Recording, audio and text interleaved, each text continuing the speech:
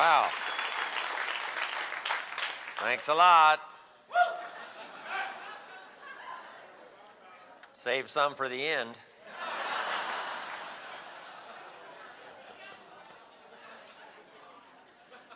Nice to see all of you.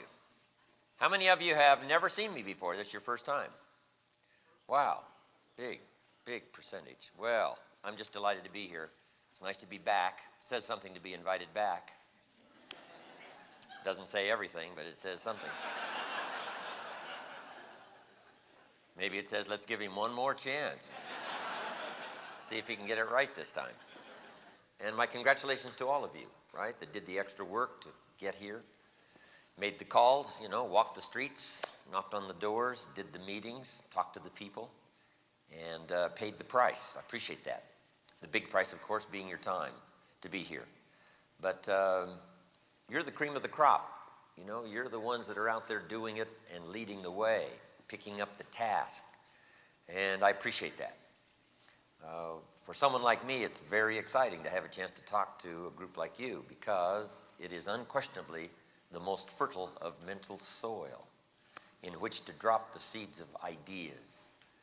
And that's what I'm all about, taking the time to speak with people who care about themselves and care about the future and care about personal development and care about growing, and then who also care about reaching out, touching someone else and giving them a chance to walk the high road and pay a bit of price to cash in on an opportunity, and then take their friends and relatives, people they care about along with them, and make for themselves a better life for themselves and for their family and for the people they care about, their future. So, what a joy for me to have a chance to stop by and see if I can't bring some of my experience to bear on this occasion. You've already had plenty. You think if we wrapped it all up and went home, I think you've already had enough. A lady came up to me at the first break in my seminar not long ago, and she said, Mr. Rohn, I've already gotten my money's worth. And I said, well, you can still stay. You don't have to just get your money's worth and leave. So I know you've gotten your money's worth and your time's worth already, so you could be out of here and still be well compensated for the time and money you've spent. But I appreciate you lingering here a little longer and letting me come by and add my testimonial along with adding a bit of my experience and see if I can't make this occasion of these few days valuable from my part. I just got back from Australia and New Zealand, and I'm on my way to South America. So I really just stopped by. I'm always just on my way somewhere. A couple of nights ago, I was also in Atlanta. Before that, Virginia Beach. And before that, I was in Sydney. 8 cities I covered in Australia and also New Zealand. And so I'm on a fast pace. And hopefully before the end of the year, getting to visit some other countries around the world. But what a joy it is to come by. And, the world will soon know what you're doing here.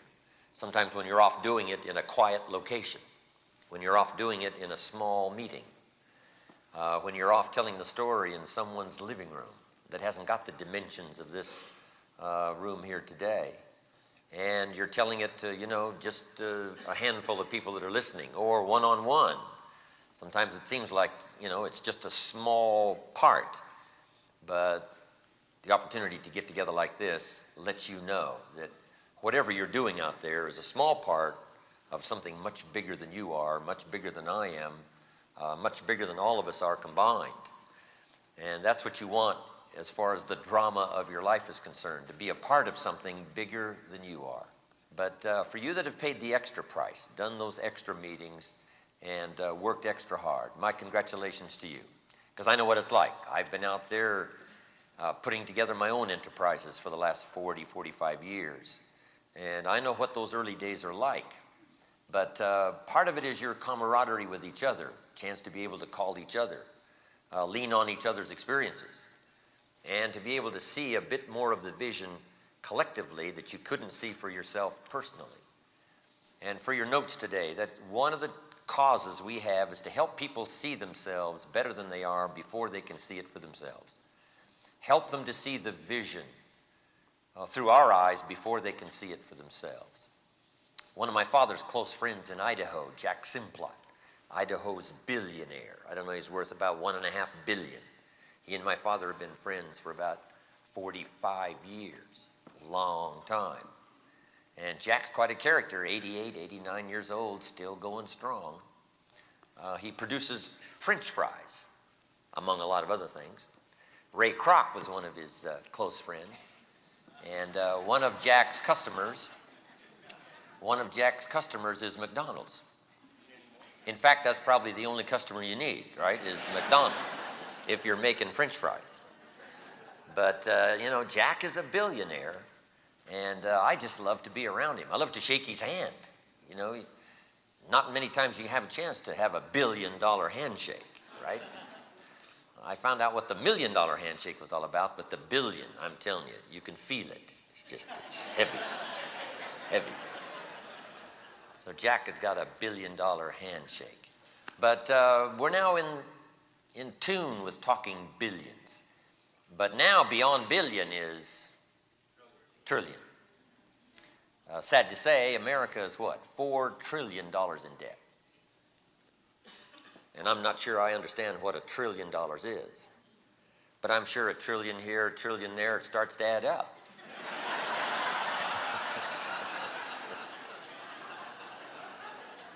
So, the government now is leading the way in using the word trillion.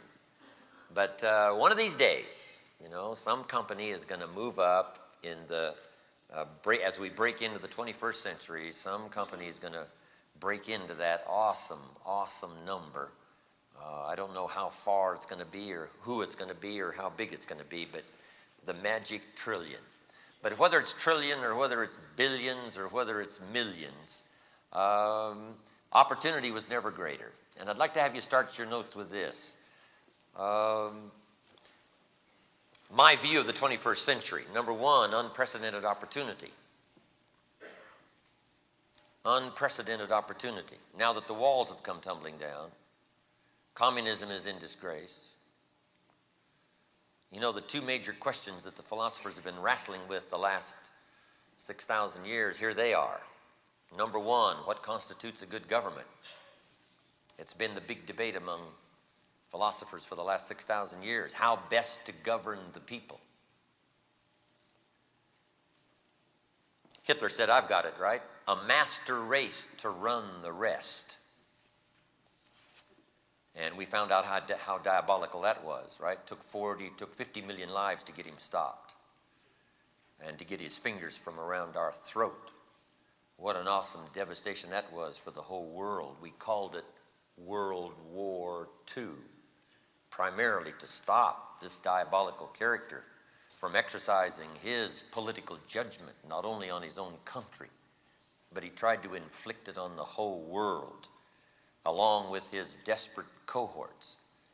And what a bloody conflict that was, as the dark shadows of night passed over us for about, 5 years. So, what form of government should we choose? Then communism comes along. Stalin says, we've got the answer. Capital belongs in the hands of the state, not the people. People are too dumb and stupid to know what to do with capital. Capital must be given to the state, the all-wise, all-knowing state. And let the state run everything. Let the dumb people show up for their work assignment. And we were all very well aware of the devastation they caused for the last 75 years as we debated that godless ideology, as they shut down the churches and closed the synagogues and declared that there was no God as official doctrine. And they devastated every country and every person they touched. It is going to take $1 trillion to clean up East Germany. They have already spent $500 billion, and they've got $500 billion yet to go. What a devastation for 75 years. But we finally got rid of communism. The walls came tumbling down. I met Ed Meese on the airplane the other day going to Australia, who was, Ronald Reagan's chief of staff for a while. And I asked Ed, I said, Ed, were you there when Ronald Reagan made his speech at the Berlin Wall, when he thundered, Gorbachev, tear down this wall? He said, no, of all the occasions I would like to have been, that was one, but I had to miss that one. He said, I made most all the rest. But what an occasion that was, and soon after that, the walls finally came tumbling down, communism in disgrace after 75 years of horror. The Iron Curtain dropped all over the world. But finally, it finished. First thing people started to do when the walls came tumbling down was open up the churches. They wanted to sing the Messiah after 75 years of absence in St. Petersburg. And sure enough, not long after that, the Messiah was sung and the bells were rung in St. Petersburg as the long shadow of communism finally was pushed back, pushed back, pushed back. So, what constitutes a good government? Somebody once said, what's best probably would be a benevolent king. The only problem is those two don't usually go together. Most benevolent people don't tend to be kings, and most kings don't tend to be benevolent. But we've preached now all these years, the last 200 and especially the last 75 in debate with communism, the best form of government is democracy and freedom. It's fun to watch freedom when it finally takes hold, democracy when it finally begins its process, free enterprise when it finally starts bringing goods and services to the marketplace from the genius of the people, not the state. It is a marvel to watch when people take pennies and turn it into fortune and take dollars and turn it into enterprise. It's exciting when the government is limited and the people are expanded, and no longer are the people required to serve the state, but the state is required to serve the people. How exciting to watch democracy flourish. I've been in Prague every summer, the last 3 summers. It's exciting to watch freedom now in Prague. You can talk politics now in the cafes in the square and not be afraid. It's fun to watch some of those Eastern European countries with all of the problems and with all that it takes to finally get it sorted out. And, the mafia takes advantage in the old KBJ,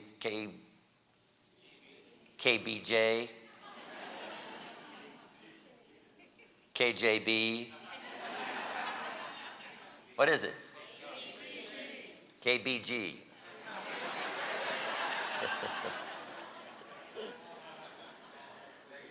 As they've turned into the new mafia in Russia. But with all of that, I'm telling you, once freedom starts to go, once the grassroots start to take hold, once people understand that if they take full responsibility, they can build a country second to none, they can enjoy the fruits of their own labor, they can work together and build democracy and freedom, and have the vote the politicians in, vote them out, limited government. I'm telling you, it's fun to watch all that take hold. And since I have a chance to travel around the world, I get to see it many times close up, firsthand. But anyway, freedom and democracy, we feel, is the best form of government. Churchill said, democracy is a little messy, but it's better than any other form of government we've been able to design for the last 6,000 years. So, question 1, what constitutes a good government? Here's question number 2, the philosophers have been wrestling with for the last 6,000 years. What constitutes a good life? What makes life unique and worthwhile as we find ourselves here on this spinning planet headed somewhere? What are the elements of a good life? How do you build a good life? I deal with that in some of my other seminar material. But those are big questions to ask. What constitutes a good government? What constitutes a good life? But in the 21st century, my opinion, there's going to be expanded opportunity as democracy has now taken hold around the world. I'm off to South America to see some more of it next month. Mexico City, with all of the challenges. I'm telling you, once the air blows clean and there's a chance for people to take charge of their own lives and their own destinies and put together the capital of their lives, the capital of their time, the capital of their money, and the capital of their ideas, blended together with others to build enterprise and build a community and build a state and then build a country. I'm telling you, it starts to work wonders. But next century, 21, number one is going to be unprecedented opportunity. But here's number two, keen competition. But that should whet the appetite of everyone in this room, keen competition. Competition, we're ready for competition. The nations are going to compete. Ideologies are going to compete. Communism still wants to rear its ugly head. Socialism still wants to pronounce, no, no, no. The people aren't competent enough to run their own destiny. They need bigger and bigger and bigger government. The ideologies are going to compete in the 21st century. Countries are going to compete. Industries are going to compete. But that's what's going to make a healthy chance to build the dynamics of the 21st century. And if we can hold back from the insanity of an atomic holocaust, which it looks like we've done the last few years, backing away from the abyss, I think we've got a pretty good chance.